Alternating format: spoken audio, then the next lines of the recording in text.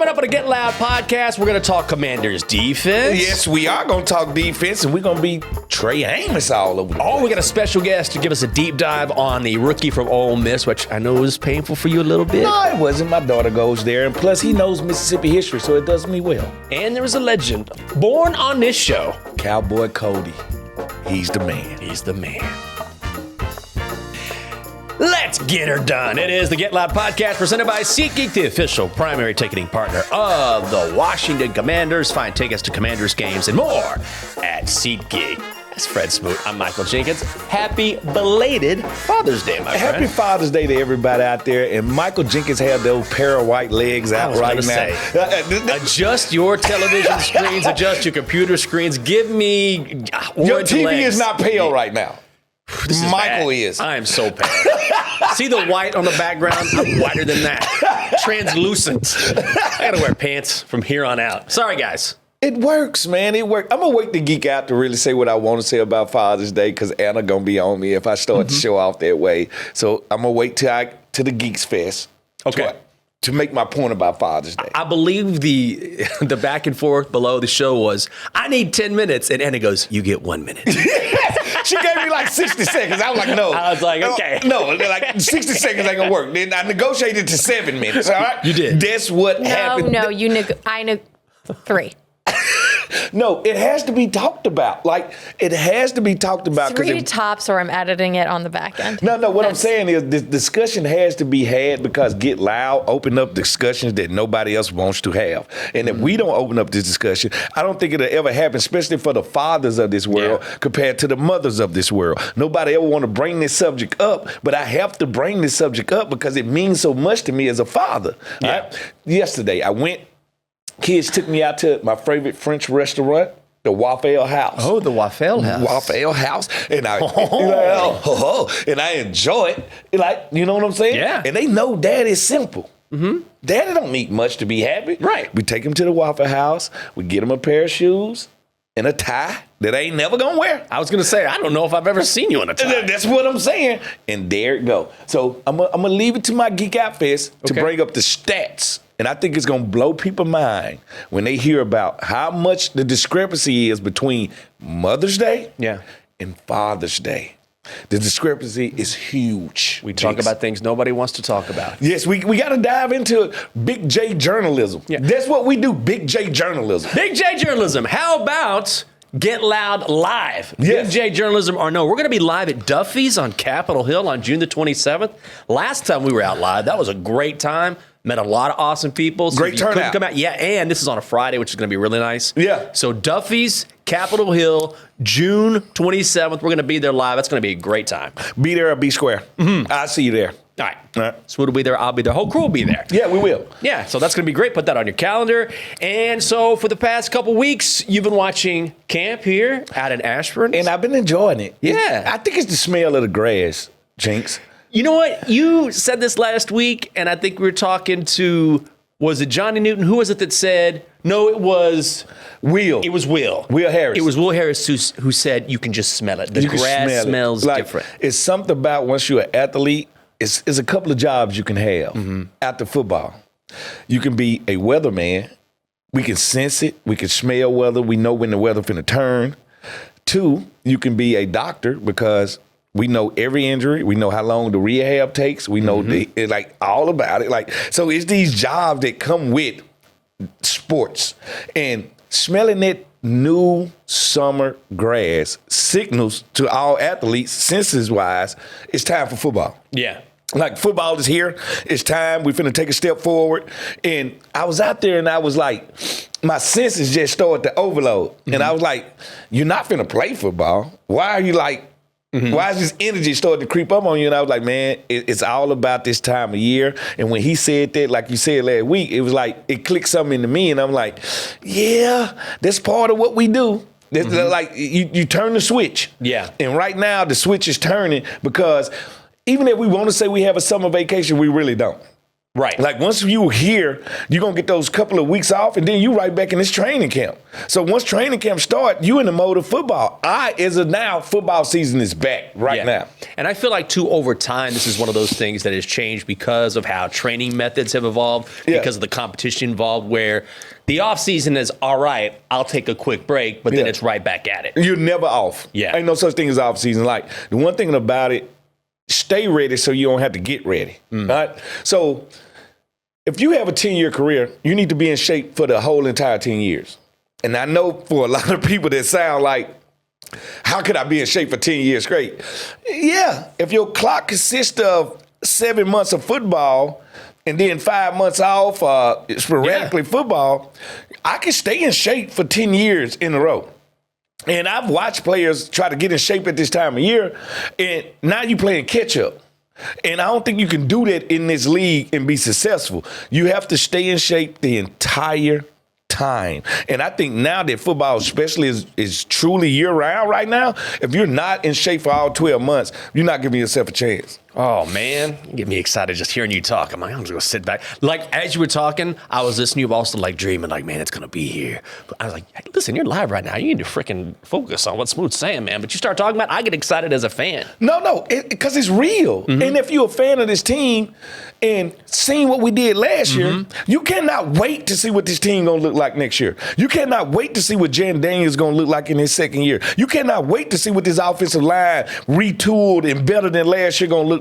You cannot wait to see what this defense under Joe Wick going to look like now that he got the dudes that he want on there. Like, it's so much upside right now to watching this team and anticipation. And I was out in Winchester. Okay. Talking to fans, and they still got this jinx. They are still afraid to be confident. I think, you know what? I'm glad you brought that up because I've talked with a lot of people and I still feel like, look, when you have suffered or you have gone through a rough road for an extended period of time, it takes more than just 1 year. It takes time to get out of that and to say, okay, now we got this. I think you got to believe. You got to believe what's in your face. And what's in your face right now is a ownership group that's doing everything they can do.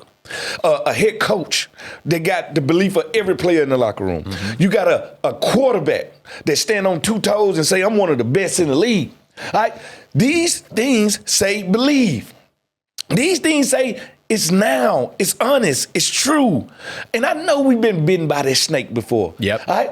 The RG3, we've been bitten by this snake before. This ain't that. All right? This is longevity looking you in the face. Now we have the ability to go talk trash to any fan base. We want to. We have the ability to stand up with our head held high, chest up, and say, I am a Washington fan, and worldwide that is saluted. All right?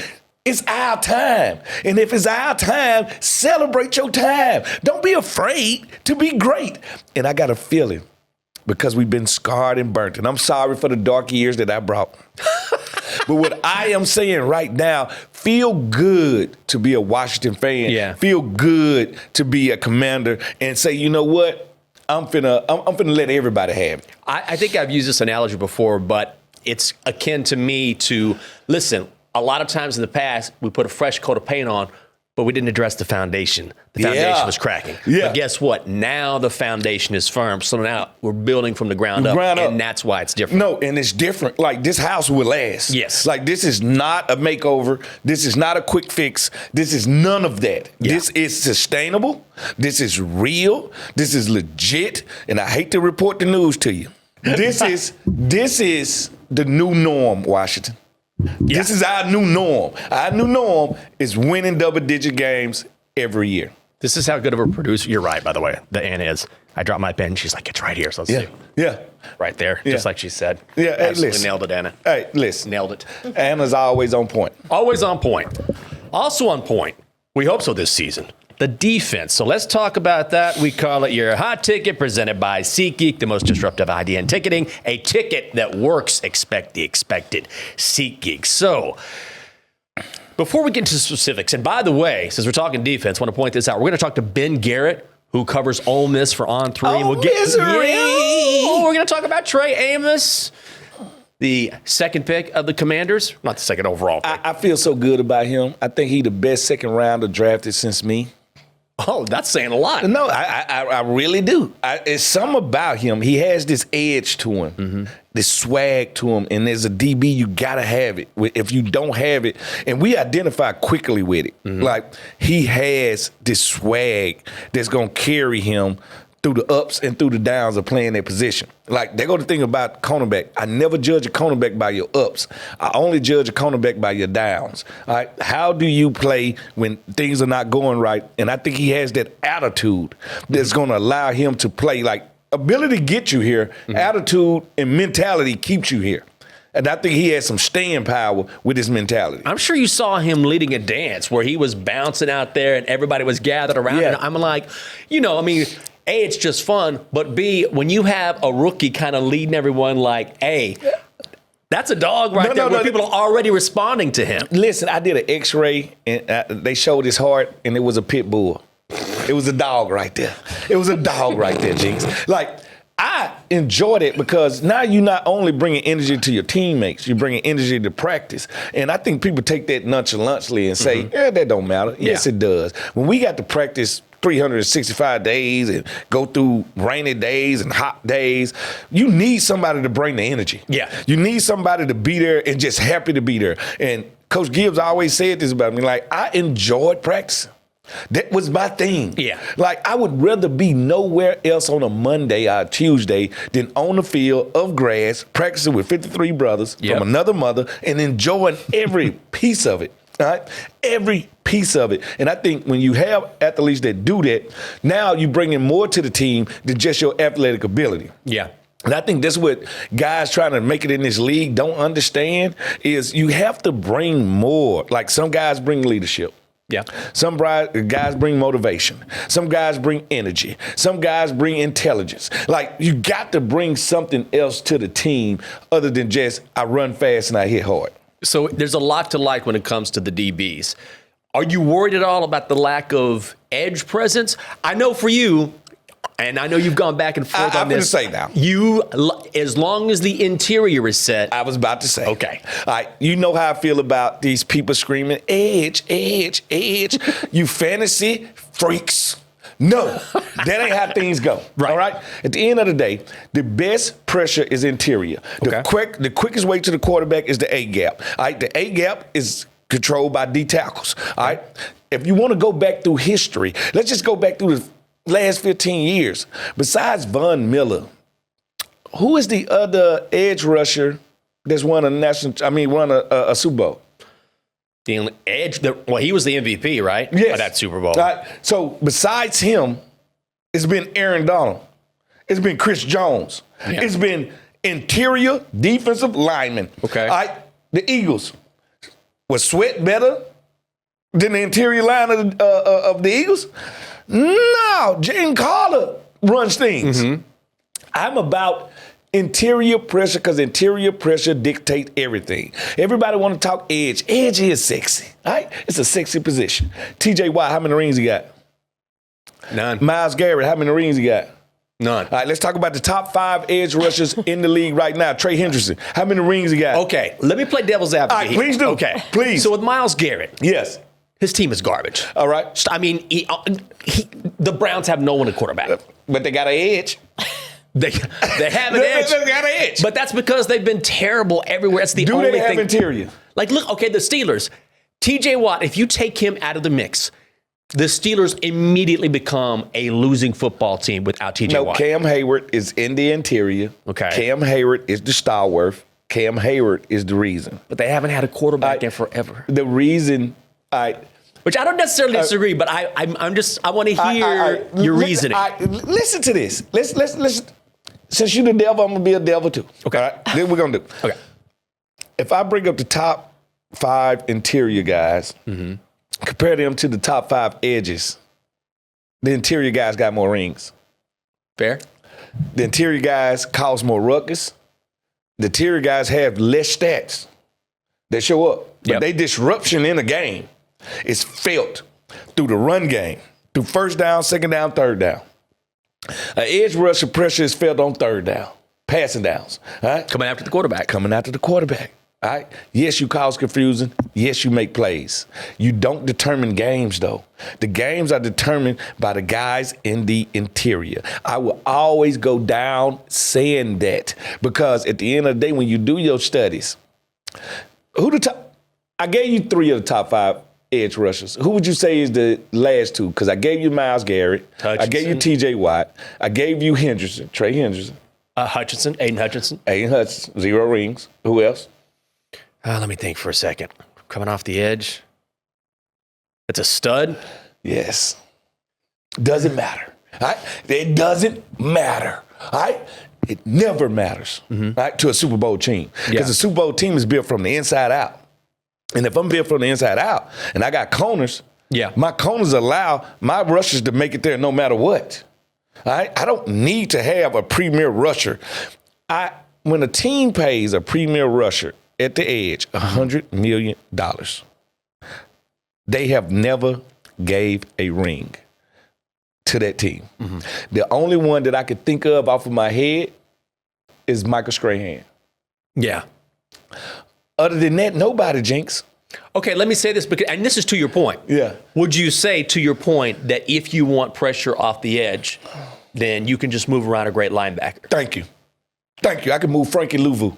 Right. Michael Parsons is a great example. I can example. move Michael Parsons. I can make an edge rusher. I could literally. Lawrence Taylor made a living off of that. As a defensive coordinator, I could draw these up. I can make a zone blitz to get us to the passer. I can manufacture that with a pen. I don't need to manufacture that with a man. With a man, I need one that's 330 pounds that moves people. I need somebody that stops the run. Here go the thing about an edge rush. You are significant in one facet of the game. That facet is passing. Interior guy affects the run game, first down. Affects the passing game, second down. Third game affects everything. He makes his call. When that center raises up and points his finger, he's usually pointing at that interior D-line to make sure we know where he's at in that middle linebacker. Never are they trying to look for the edge rushers. Yeah. That's up to that tackle. And if I'm going to pay a left tackle $100,000, $100 million, I'm not worried about an edge rusher. I got Larry Tunsil. You think I'm worried about an edge rusher? Do you think I am worried about an edge? I'm not worried about an edge rusher. I am worried about interiorly. If you can push this pocket interiorly, now you're forcing my quarterback to get off his spot. Yeah. Now you're forcing him to go through his reads quicker. Now you're forcing him to let the ball go. Now you're forcing him to roll out the pocket.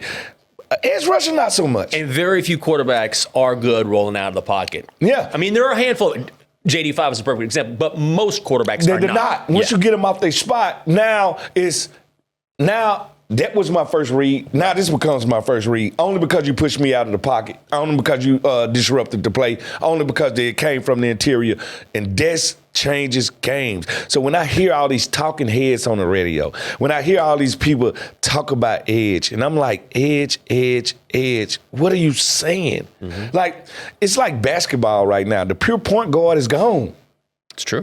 The pure point guard is gone, and the big center is gone. All right, so I'm gonna get wings. I'm gonna understand what the game is today. And the game today, to me, is Chris Jones in the interior of a defensive line. By the way, here, Mississippi State Bulldog. I mean, you sold me. Especially with the No. Listen, Mississippi State Bulldog, this is one thing I will say. Okay. Texas superior right now. Y'all are rolling Directors on Cup champions. Y'all are rolling on all cylinders. But I will challenge you to this, Jinx. Okay.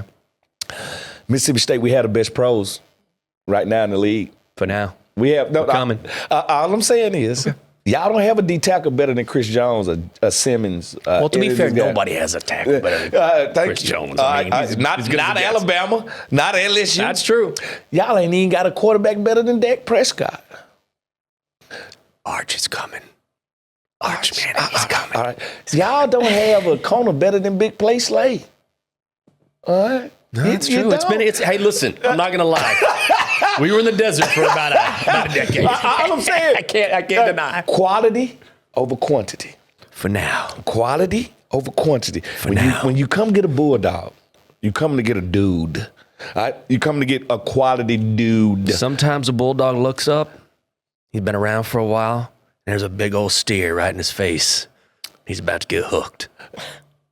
Guess what? We ain't scared of no horns. We ain't scared of no horns. Because last time I checked, the bulldog protects that steer. You remember what happened when Uga tried to go after Bevo? Yeah, it wasn't good. It wasn't good. It wasn't good. It wasn't good. It wasn't good. I'll tell you what's going to be good. Ben Garrett, the on-3 beat reporter for Ole Miss. Misery. You want to pay some bills before we get to bed? Hey, why not? Why not pay some bills? All right. MWAA. We don't travel to escape life. We travel so life doesn't escape us. We dream of anywhere in the world, and in the blink of an eye, we're there. That's the wonder of flight. All we have to do decide is where to. Dulles International Airport. Let your imagination soar. Book your adventure today at dulles.com/nonstop. I will see you in Spain, Madrid. I will. Oh, well, we'll see you in Spain. And right now, we're going to see Ben Garrett. Let's do it. As promised, we bring in Ben Garrett, who covers Ole Miss for On3. Does it all. Misery. Actually runs the misery. On3 website Misery. for Ole Miss. So My man's already started. I started to say, I couldn't even get to the intro. No, I wasn't going to let him get to the intro because we was talking before the show, and like I told him, I give Ole Miss my money every month because my daughter's a sophomore there. She shamed the family. She went to Ole Miss, and now we're talking to a guy from Ole Miss. It makes me feel good because it makes me feel at home. So I'm not going to hold that against him. Let's put it this way, all right? You're paying for your raising, Smoot. You paying for it, all right? You talked all that crap coming up about Ole Miss when you were playing in 2/3 of the earth covered by water, the other third covered by Smoot. Now, yeah, you having to give your money where you hate it. I love it. I think it's perfect for you at this stage of life, brother. I appreciate it. And now I'm covering tuition. That's what happens. Thank you for the check, brother. You know what I mean? Well, you know what? I gave y'all my check for my daughter. Y'all gave us Trey Amos. Tell us what we getting in Trey Amos, because I think we getting a stud. I think we getting a dude's dude. I've been watching him at practice. He's intense. He have fun doing what he doing, and he understands the game of football. Tell us what we getting. Tell the fan base what we getting in Trey Amos. Man, I can't say enough good things about Trey. He only spent 1 year at Ole Miss, but man, what a year it was. He was an All-American just like Walter Nolan was, who went number 17 overall to the Arizona Cardinals. And I'll be honest with you, of all of Ole Miss's draftees, and let's be honest, Ole Miss really owned the draft with the amount of guys that got taken and signed undrafted free agent contracts. I feel most confident about Trey's skill set translating immediately and stepping in and playing at a high level immediately more than most everybody else, including Walter Nolan. I just think the world of Trey Amos, because the story is fascinating. You know, he did the whole step up in the transfer portal when he left Louisiana and went to Alabama, but he didn't have the year he necessarily wanted. He was mostly relegated to nickel corner under Nick Saban and them at Alabama. As he comes to Ole Miss, where they have a need for a shutdown guy on the boundary. And when I say that he became that guy, you look at the stats analytically, I mean, teams refused to throw his way. He was completely on his own and absolutely dominated. Didn't matter who started opposite him. Really checked every box he was trying to check in this prove-it year for him as he was getting ready for the NFL. So, I think the world of Trey Amos, I think that he steps into a really good situation, and no one knows corners better, in my opinion, than Dan. And I think they're Dan Quinn, unfortunately, I'm an Ole Miss guy talking to Smoot, and I'm a Cowboys fan on a Christian podcast. And I got to say, I like Dan Quinn when it comes to cornerbacks. The man knows them, and he knows how to get the very best out of them. I mean, I could talk about Cowboys cornerbacks that he really pulled out of. I just think it's a perfect blend and marriage of player, situation, and organization. And I have no doubt that Trey, who's already making moves, is only going to hit the ground running and really be a key piece for Washington as early as next year. Ben, how do I like you so much, and we have so different differences, all right? Not only are you an old miseries guy, you a Cowboy fan. How do you continue to make these bad decisions and still be a great guy? Well, here's the thing. You're from around the state, man. All right. Do we have any pro teams in this state? No, we don't. We don't. No, we don't. And I'm in North Mississippi, so I didn't want to mess with the Saints. You know what I mean? When I was growing up, it was either like the Cowboys who were on TV in the 90s when they were owning everything. I mean, now that I'm old enough to appreciate it, the Cowboys have done nothing but break my heart. You know what I mean? And now I got Laramie Tunsil over there at Washington. I got Trey Amos over there at Washington. The Giants just drafted the second of 4 first-round quarterbacks in Ole Miss history in Jackson Dart. The other one was Eli. I mean, it's like y'all are trying to torture me. You know what I mean? It's like he's trying to screw with me, you know? But, yeah, like, I think the world of Trey, man. And, like, you know, it was funny when he went to Washington in the draft. I mean, of course he did. Because, again, Dan Quinn, man, he knows corners. He knows defense. And this is one of the most ready-made, especially defensive backs, but I think defenders in this draft to step in and play. I mean, because you already know what he is. He's a good base for what he is, right? Like he can shut down one side of the field for you. He's crazy competitive and great ball skills. And man, I think what really showed out as far as Trey in the process was Ole Miss Pro Day when all these teams came in, including Brian Schottenheimer and Matt Eberfluss, and they were watching Walter Nolan and others, and then Dan Quinn and them. I mean, they're putting their eyes on Trey, and he had an unbelievable, Ole Miss Pro Day, like really just shined in every single drill. So this is a kid, man, I think Washington hit, and to get him when they did, I thought he was going to sneak into the back end of the first round. The Packers had really come after him pretty hard and shown a lot of interest in pre-draft, and I thought that he could be an option for them. So to get them where they did, man, what a steal, in my opinion, because, again, this is a player I think is going to step in and play and not start immediately. Ben, you mentioned how aggressive he is. And not only that, this is a guy that likes to be physical, likes to hit. Dan Quinn loves that. And watching the tape, this is a guy who's not afraid to get up and get it done on the edge and run support. That's right. I mean, the physical nature of his, like he does all the things you want a cornerback at this level to do well. Mm-hmm. He got the ball skills. He can shut down a solid field. You can let him follow a team's best wide receiver. All those things are great. But really what separates and, makes you among the best of the best, what made Smoot, unfortunately, so great for so long, as an Ole Miss guy, watching a State guy go do his thing, like he stepped up and run support. He had no problem coming up and hitting, and he invites it. He invites that contact. He's very physical at the line of scrimmage, and he defends his position really well in both sides of it, both the passing game and the running game, man. I think that's one thing that separated him very early, because Ole Miss – last year, like he wasn't signed just to, can you blend in with all these other transfers? Like they had a hole for a step in and start him and be good from jump cornerback, and Trey filled that. And opposite him, it was kind of a revolving door until late in the year. So like it wasn't as if, he was surrounded by a ton of talent. I mean, it's one of the most talented Ole Miss teams ever. Easily the most talented in the best modern era Ole Miss defense, with sacks and tackles for loss. I mean, they were terrorizing opposing quarterbacks, but really it was Trey Amos in company, right? Trey Amos is where it started, because they didn't have to worry about him because he could play his position at all levels, both in run support and in defending the pass. But then also, in anything that he was asked to do, he was a de facto captain with how much he was beloved by his teammates, leadership, just being that guy. I mean, you couldn't have asked for in a transfer culture where everything is completely different than the way it used to be. I got to come in, ingratiate himself in the locker room like Trey did, ingratiate himself with his teammates and his coaches, but also with his own field performance, say, this is what I'm going to do, and he went out and did it. I have no doubt that when he goes pro, that he's now pro, but like when he really gets going in the NFL, people are going to wonder, how the heck did we let this kid last to the second round? I think he's that good.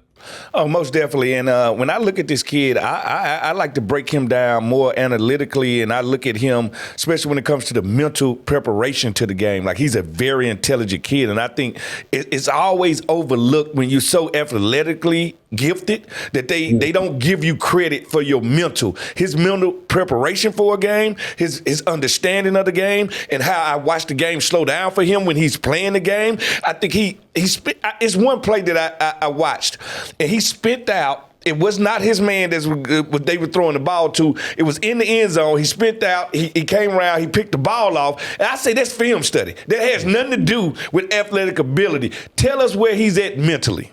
That's exactly right, Smith. I think that's a great, great point. I mean, the guy puts in the work. He puts in the preparation.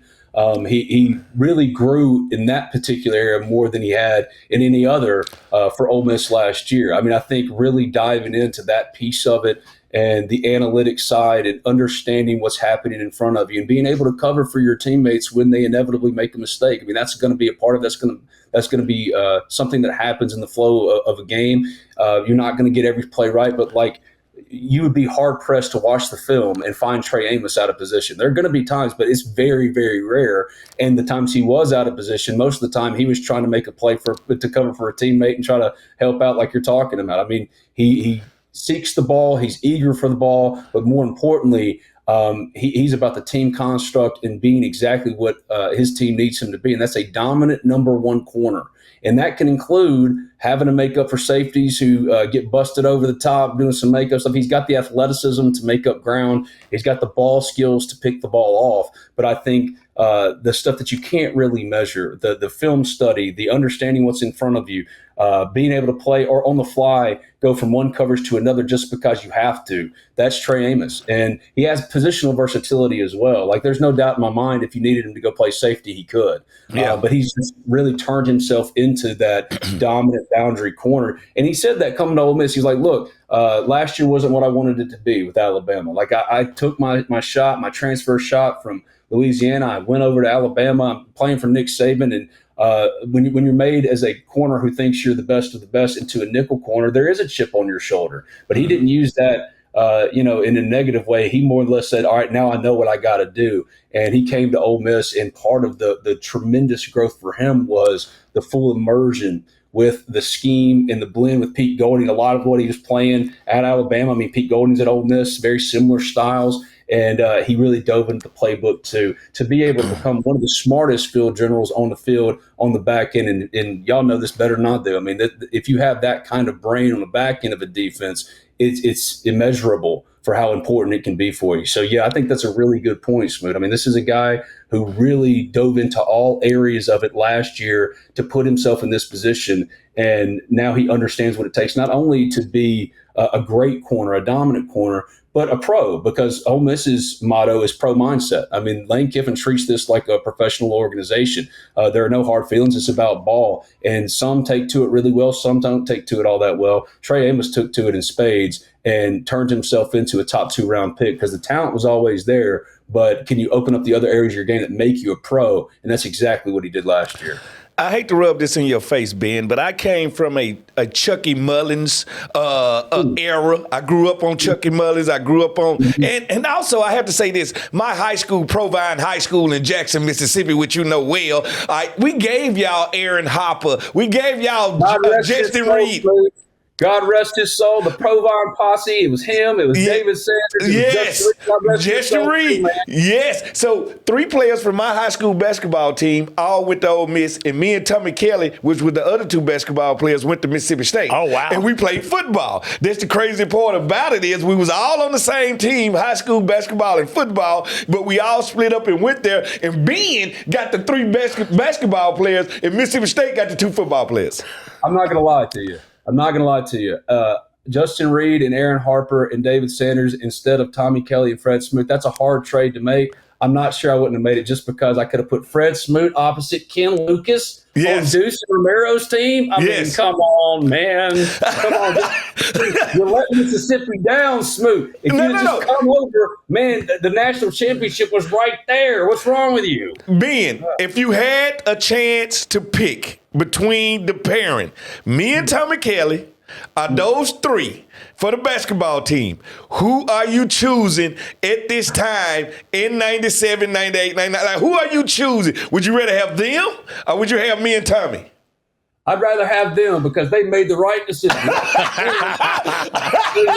NCAA tournament, Justin Reed, one of the greatest Ole Miss basketball players of all time. Aaron Harper was a record setter shooting 3s for Ole Miss. I'm just curious, though, like you said, were you a hooper, too? Yes, I was. Yes, I was a hooper, too. Yes, I was always Senator Taylor at Ole Miss. You could have played football and played basketball and been a dual sport legend, but instead you had to go to the place that fun forgot. And I'm sorry. I went to God's country. When you go into God's country, you never worry about that. Jackie Sherrill. The one thing I can say about Coach Sherrill, he can sell water to a well. All right, and he sold water to me, and I believe, and we bought into it. And don't forget, for that time, we was number 1 in the nation for a little bit of that time right there. We had a very dominant period of football, and this is what I can say about Mississippi football. We're only good when both teams are good. We're never good when one team is good. Like, if we can get to the point. that what we're talking about? Like right now? Like right now, y'all paid all that money just to lose. Y'all paid all that money just to lose last year. All right, y'all was not that good. We knew we was rock bottom. We understood we was rebuilding. Now, the one thing I can say is, what can we do? Because I like to help my state be great. To keep the players away from LSU, away from Alabama. Like, because I can say this about me and Deuce in that 1997 high school class. We all agreed that we were going to stay in the state of Mississippi and play football, and we ended up being two of the best teams in the nation. Yeah, I absolutely agree with that. That's been like the long-held conversation or discussion or trying to figure it out since I've been in existence, man. I mean, like keeping the best in state. If you could keep the best in state, man. But there's two universities here. There's only one university at LSU. You know, like they go get all the Louisiana kids. Yeah. Florida's the SEC school in Florida, and they're going to get the dominant Florida kids. Georgia's the only school in Georgia. You can say Georgia Tech, but like Georgia, when it wants an in-state kid, it gets it. Ole Miss and State have always been competing for a smaller group of elite recruits because it's Mississippi.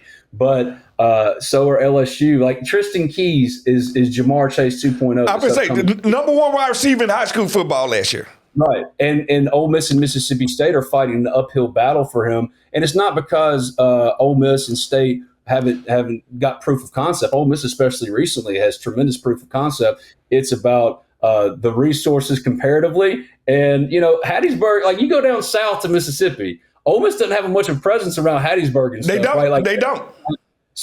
Used to be state country. Like the coast is where Ole Miss would get things done. Now Ole Miss is recruiting more on a national profile. But like I agree with you. I think the number one way to get kids back or to keep them in state is one, to stop the constant infighting and bullcrap and really just pursue the best and you know, have the same kind of money commitment and facilities commitment. And for the first time, like in a long time, like both Mississippi schools are all in as far as wanting to win and wanting to keep the very best in the state. Not that they didn't want to, but it used to be an uneven playing field. I mean, there wasn't a way to compete with Alabama and LSU for top kids that they won from Mississippi when it was all off the books. Now that it's all above board and above the table, man, Ole Miss and State can compete in that way. Now, Ole Miss has done a little bit better because you tell Ole Miss the only thing keeping it from winning 10 games every single year is money.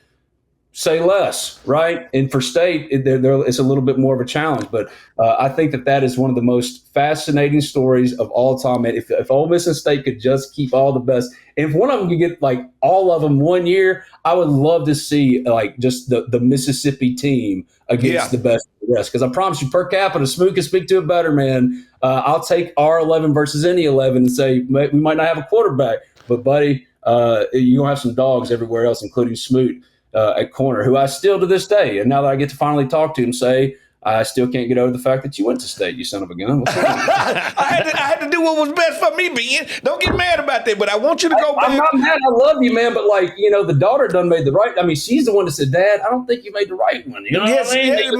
My daughter, Paris Smoot, she's there at Ole Miss, and she loves that school. She enjoys her time there. Like I told her, as long as it brings out the best in you, I don't care what brings out the best in you, and Ole Miss brings out the best in her. But Ben, I want you to go back, and I want you to look at that 1997 high school Alabama Mississippi high school football team, and it was 17 of us that made it to the NFL off of one Alabama high school football team when we played them. It was unbelievable. There was me, Ken Lucas, Terran Metcalf, Dorsett Davis, Toby Galladay, all us. It was unbelievable. And guess what? We lost to Alabama 7-0, and Romero was our quarterback. And we lost. From Shannon, Mississippi, Mississippi, and he lost the game for us. Congratulations. Tommy Tuberville, the greatest hitter of all time, would have gotten Fred Smoot on the roster. That's what I thought would happen, you know, but Jackie Sherrill, he was a little bit better at that one. Tommy's a politician, so he could cook it, but Jackie was a different world in the 90s, man. He was a different thing to mess with. No, man. Jackie come in your house, he leaving with your child. All right? That's what's going on. Yeah, one way or another, Jackie's leaving. He's going to castrate something on the way out. He's Ben Garrett, who covers all things Ole Miss, the editor for the Ole Miss On 3 website. Ben, great stuff. Thanks for being with us. Love you guys. Appreciate it. Smoot, you're the best, man. Appreciate it. Hey, Ben, we got to get you back on here ASAP. You hear me? Anytime, my friend. Anytime. Y'all got too many Ole Miss Rebels for this Cowboys fan. Hey, but I'm all on board, man. You hear me? It's room on the bandwagon. Come on, baby. We got room for you. I'm getting close because, buddy, I hadn't seen an NFC Championship game, let alone a Super Bowl, in 26 years. So, hey, you know what? I might have to jump on with you even more and become a fan and jump on that bandwagon too, man. Y'all got it going. Come on with it, Ben. Thank you for coming Thank you, on, bud. brother. Great stuff from Ben. Appreciate him being on the show and sharing his knowledge. Yeah, you know, I rarely like to hear from Ole Miss people, but that makes me feel good. That makes me feel good. Well, we found a common bond with They're Trey. just like you having to talk to somebody from Texas A&M. Oh, it's not easy. How would you feel talking to somebody from College Park? Like I'd probably let you handle it.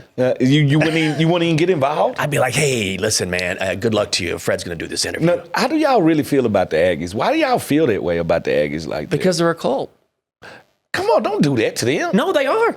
No, listen. Honestly, you know what's amazing? A few years ago, before this kind of became a thing, like on X, online, people are like, why do you guys think A&M is so weird? And now people see it all the time. They have these yell leaders, they have the dead dog scoreboard. It's really weird.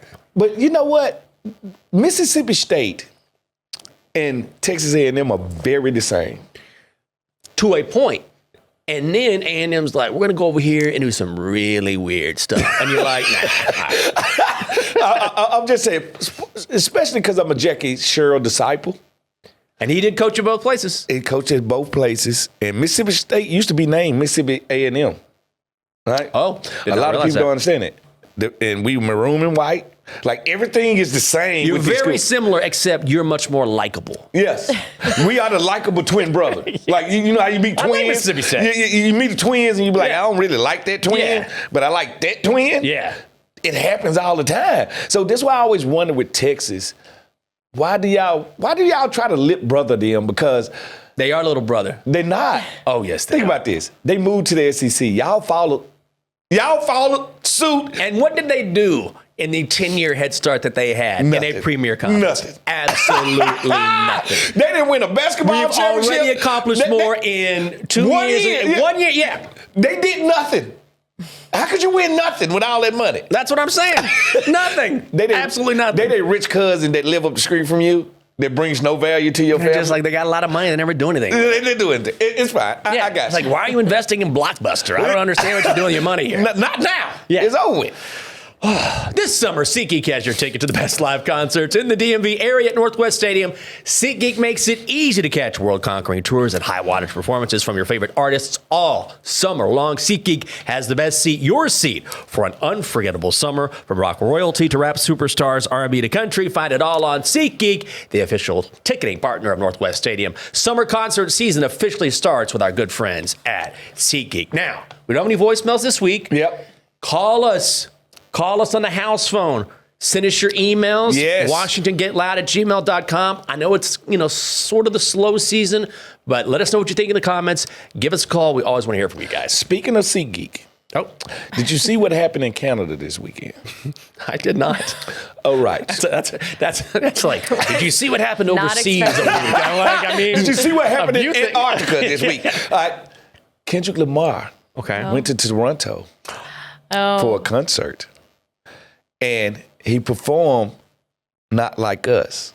Oh. And the fans said, one more time. They begged him to play it one I heard more Kayla laughed at the door. One more time.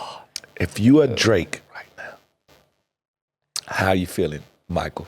That's how I know you're being serious. You just call me Michael. I know it. That's what I'm telling you. Michael, how do you feel about this? Michael, how do you feel? To me, that is like the ultimate form of betrayal. Wait, this was in Toronto? This was in Toronto. Oh, that's like just... that should be your safe haven, right? This is home. You home. Can always go home. Because Drake can't go to California right now. Oh, no. He can't perform in California right now. No, he doesn't need to be in Southern California. He should not go anywhere near California. Yeah.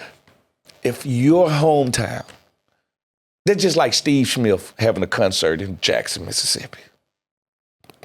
And they like, Steve, one more time. Oh, just imagine. That's your home. That's the city you're always repping. Listen, always repping. Like, at what point do you say, you know what, this got to stop? And he's released some decent music, but people just don't care. No, he's steady winning musically. Yeah, musically his stuff's good. But culturally, he's lost the people, man. He's lost the people, man. We're talking about one of the biggest artists of all time. He's been on the billboards for 200 Great day. Like, I have never seen a fall from grace like this. It's remarkable. I have never.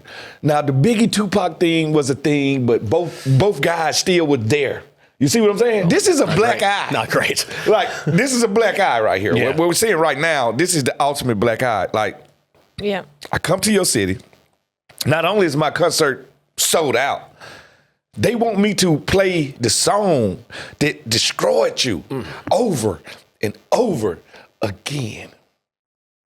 Wow. This is when you just buy your own highline. You just go away. Take like 5 years off. I mean, 3 years off. Whatever. 2 years and a half. 2.5 years. And he needs to drop. And no beef. He just needs to drop the biggest banger of his career. Yes. That's what he needs to do. Because I just think after getting beat up in front of people, as a boxer, you need to go away. Yeah. Like at one point. Let the wounds heal. Let it cool off. Mike Tyson bit off Lennox Lewis' ear, all right? He took it. No, it was Evander. Yeah. He bit off Evander's ear, all right? He took a hiatus.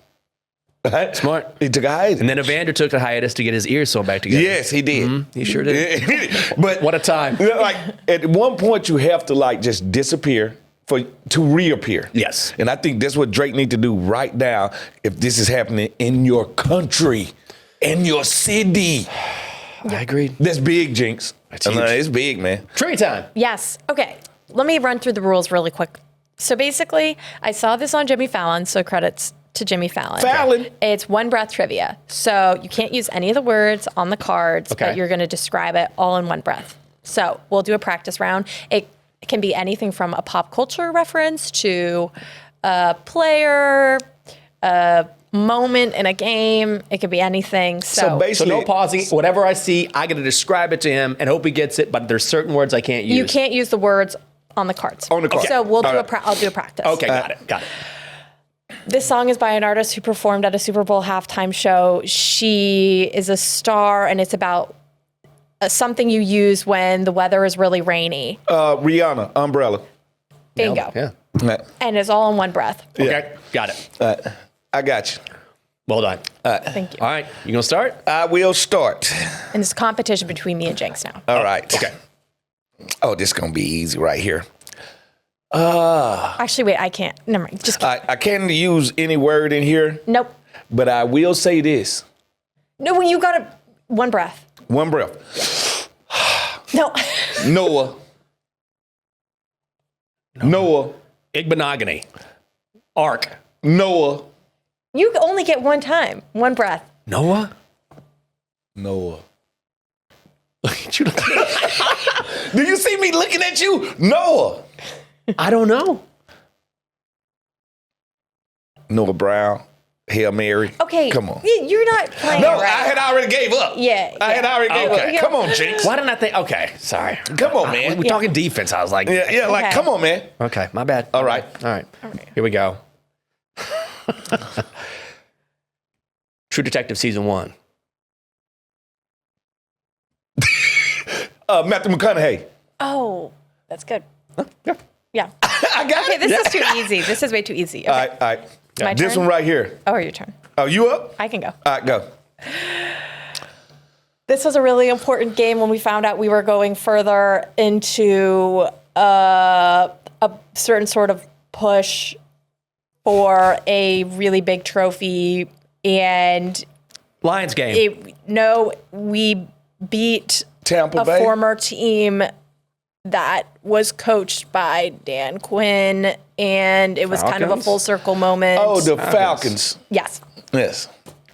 All right. Is that okay? I don't know if that Yeah, that was very long-winded. All right. I was one breath. All right, this one right here. One of the best franchises of all time, led by a guy named Luke. Best franchises. And found out his daddy was This is not going Star how I Wars. was- Yes. You said going how franchises. I I was was thinking planning. football. Yeah. Oh, guys, this is kind of a fail. Okay. No. That worked. turn. He got it right. Your turn, Jinx. Yeah, he did get it right. Yeah, but the one breath isn't really working. That was in one breath that I said Okay, that. okay. Pimpin' hoes and clacking a grip like my name was Dolomite. E40? No, that's Snoop Dogg. Oh, my fault. Man. No, like I thought it was E40. Oh. The way that you voiced it was very E40ish. Okay. I thought I was doing Snoop, man. Snoop is more relaxed than that. During that song? Yeah, Snoop more relaxed than that, man. That's old school, Anna. You probably would have been I didn't know that. All No. right. Okay. Dang it, man. Ready? See, I'm the only one who's doing them on bread. Okay, this is a TV show that goes out every single day except for Wednesdays, and it's kind of raunchy, and it's a lot of people. They're on Saturday Night Live? They're on a piece of land in the middle of the ocean, and they do different challenges and Survivor. I lost? raunchy. Raunchy? Oh. Love and hip hop? Oh, no, it's Love Island. Oh, Love Island. Sorry. I think it worked. You know, We we tried. tried. We tried. Hey, that would make Fallon a pro. That would make Jimmy Fallon a pro. We can't do what they were all Fallon bought do. in. I don't At think least we were don't as laugh bought the in. entire way through it. You know what I mean? love Fallon. I like to laugh too. So Oh, I love him. Okay, not for you. you're not a Fallon guy. No. Who's your late night guy? Yeah. Anyone but Fallon. What? Why do you hate Fallon? It goes back to the SNL days. He could not do it. He ruined so many skits because he broke in every single skit. Like, it's one thing when you naturally break. It's quite another one. Go back Wow. and look. Seriously, go back and look. It's just like, dude. Hater. Oh my God. never This is felt a so much very. Fallon This is hate in my life. This is a very common. This is not an outlier. This is a very common thought amongst people who watched SNL. Go back and watch almost every famous skit that Fallon is in, and I guarantee you, 80 to 90% of the time, if not more, he breaks and like ruins the actual skit. And it's not funny because it's like Fallon's breaking again. He's not saying character again. All of them. It drives me crazy. I have never felt this Oh much my Fallon God! hate Yes, in my even life. during the Oh my interviews, he gosh. gets a lot of criticism for constantly laughing, like even if it's funny or not. He did this at SNL. It goes way back. It drives me bonkers. Wow. I'm like, if you could just stay in character for a second, This or must not be a laugh Texas at- thing. Oh no! Go back and look at this SNL skits and come back and tell me. I know I do see like some comments, but I feel like that was just through interviews to like make the guests more comfortable. Yeah, but there's a balance. Well, then what's uncomfortable? Yeah. All right. See, I'm like, why are you laughing? Okay. Just let her Okay, talk. I get it. I Oh, it drives me understand. crazy. Wow, I just learned my lesson so quickly there. Well, okay. What is your favorite SNL skit while we're on it? Not to just SNL skit of all time. No, Yeah. I ain't got no favorite because that's hard. Because they bounce off of so much stuff. Yeah. I don't have a favorite. There's not like one that you. Nah, I think got about. favorite people. More Cowbell's a great one. Guess who breaks it? More Jimmy Fallon. Cowbells. Hey, Will Ferrell. Yeah. First of all, I like anything that Will Ferrell and Yeah. John C. Reilly is in. Yeah. They are idiots. I enjoy idiots. I enjoy people that look like if I had dinner with you, I would laugh anyway. Like, just because Yeah. you're a comedian don't make you funny. I agree. Like, a lot of comedians, they just good at telling jokes. They ain't actually funny people. I could look at Will Ferrell and John C. Reilly and just start laughing. They just have a natural aura about them. Like, it doesn't matter what you say. It's Yeah. like, I'm you're in. hilarious. Yeah, I'm in. So it's a difference right there. So I have no one SNL clip, but it's the people. I Yeah. like this one's really old, but I always remember like the chopping broccoli. Is that Janet Chopping Park? broccoli. That one's really good. That's a very good And one. I like the ba basketball. Oh, yeah. With Tim Robinson. Yeah, that one's Jason Sudeikis. And by the way, that song's coming back in the fall. And first of all, anytime that David Chappelle is on there, he's an Chappelle's idiot. always good. He's an idiot. All right, and I love it. You want to geek out? Hey, why not geek out? Let's geek out. I think you know what. This first one, it ain't really a geek out. It's just Fred Koppel. I'm just reporting the news. And this one right here had Jinx really like laughing when I told him. I couldn't this. believe this. I told him this before the show started. All right. It's a man in Kentucky, and he's known as Cowboy Cody. All right? Cowboy Cody got kicked out of a bar, right? Cowboy Cody got kicked out of a bar called a Big Apple Grill in Kentucky. They kicked Cowboy Cody out. Maybe he was causing disturbance. So Cowboy Cody went home, grabbed a raccoon, brought the raccoon back to the bar, released the raccoon into the bar. The raccoon bit 7 people. Of course, Cowboy Cody got taken to jail for assault for this. And it turns out this was not his first brush with the law.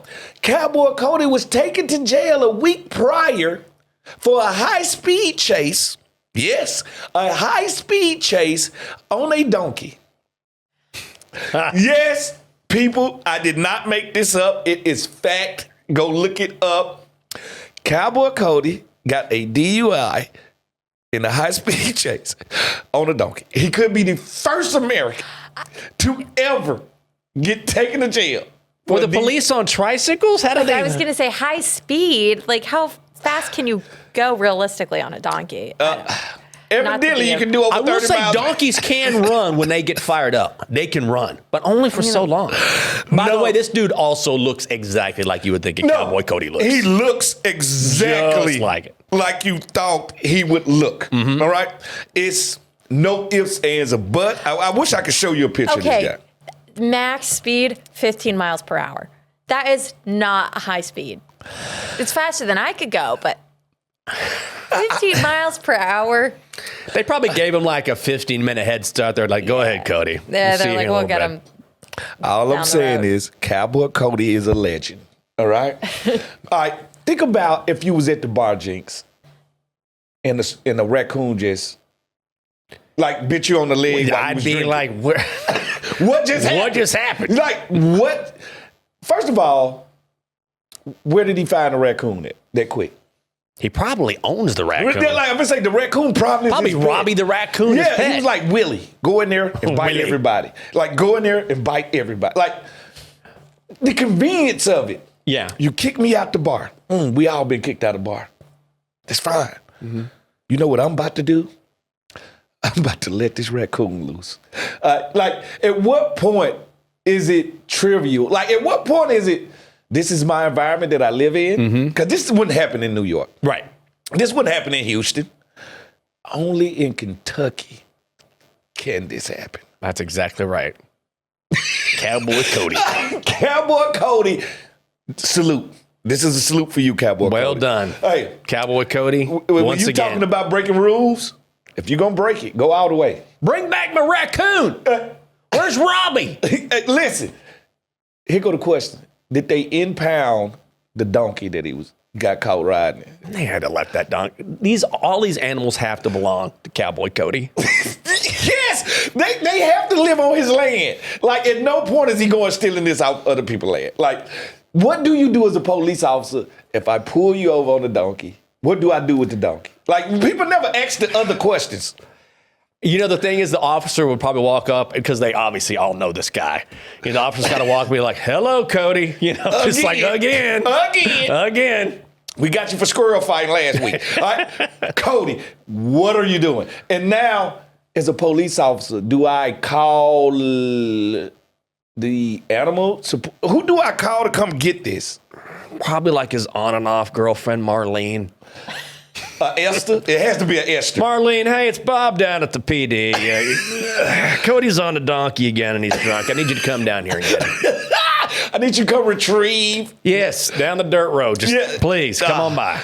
You know what? I did not want to report anything educational after that because I feel like that takes a lot of brain cells to really do, because I was so blown away by the story that it came off as unbelievable to me. I didn't believe you told me that story. I was like, come on, Smoot. And I was like, oh, you're not kidding. No, Cowboy Cody, this dude who is not really a cowboy, but he's an animal rustler. We know this for a fact. He's a wild animal rustler. Can we agree about that? Yeah.